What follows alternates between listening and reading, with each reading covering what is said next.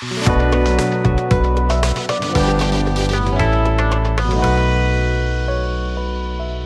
দর্শক, আসসালামু আলাইকুম। কিভাবে শিখবো ইউটিউব চ্যানেলের এক্সেল বিষয়ক আরো একটি নতুন ভিডিওতে আপনাকে স্বাগত জানাচ্ছি।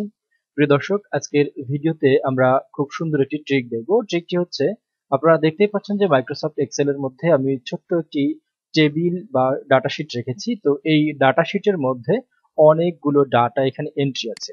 তো এখানে আমার 14টি ডাটা এন্ট্রি আছে। তারপরেও যদি আপনার এরকম হয় যে আপনার লক্ষাধিক বা হাজার বা শতাধিক ডাটা নিয়ে এরকম বড় একটি ডাটা শিট রয়েছে এবং সেখানে ডাটা যে এন্ট্রি গুলো করেছেন মাঝে মধ্যে এরকম কিছু ব্ল্যাঙ্ক সেল রয়েছে যার মধ্যে কোনো ডাটা নেই।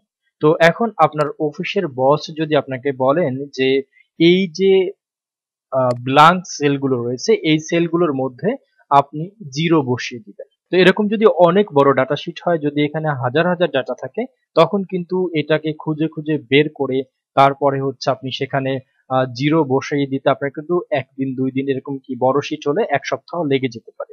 কিন্তু আমরা এই কাজটাকে আঙ্গুলের তুড়ির মতন করে জাস্ট 1 মিনিটের মধ্যে কমপ্লিট করতে পারবো। বন্ধুরা, সেটাই মূলত কিভাবে করব। বন্ধুরা, আমরা সেটা করার জন্য প্রথমে আমাদের যে রেঞ্জটুকু রয়েছে বা যে ডাটাটা রয়েছে সেটাকে আমরা সিলেক্ট করতে পারি।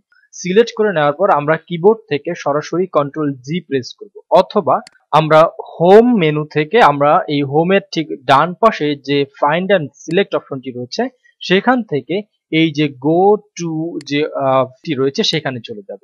তাহলে এটা আমরা শর্টকাট থেকে কন্ট্রোল জি দিয়ে নিয়ে আসতে পারি। আর যদি শর্টকাট ব্যবহার না করি তাহলে আমরা এখান থেকে সরাসরি এই যে ফাইন্ড অ্যান্ড সিলেক্ট অপশনটি রয়েছে সেখান থেকে গো টু অথবা গো টু স্পেশালও চলে যেতে পারি। গো টু স্পেশালে ক্লিক করলে আমাদের সামনে গো টু স্পেশালের এই যে ডায়লগ বক্সটি রয়েছে সেটি আমাদের সামনে চলে আসবে।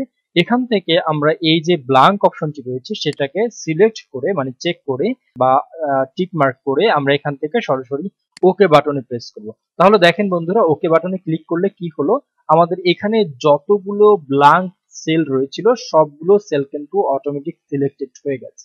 যখনই সবগুলো ব্ল্যাঙ্ক সেল সিলেক্ট হবে তখন আর কোথাও প্রেস না করে আপনার যদি এখানে জিরো বসাতে হয় তাহলে আপনি এখানে জিরোটা লিখবেন।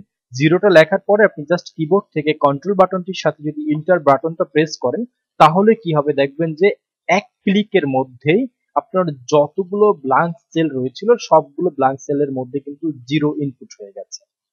তো আশা করি বন্ধুরা, এই যে আমরা ট্রিকটি দেখালাম এই ট্রিকটি আপনার অনেক সময়কে বাঁচিয়ে দিবে।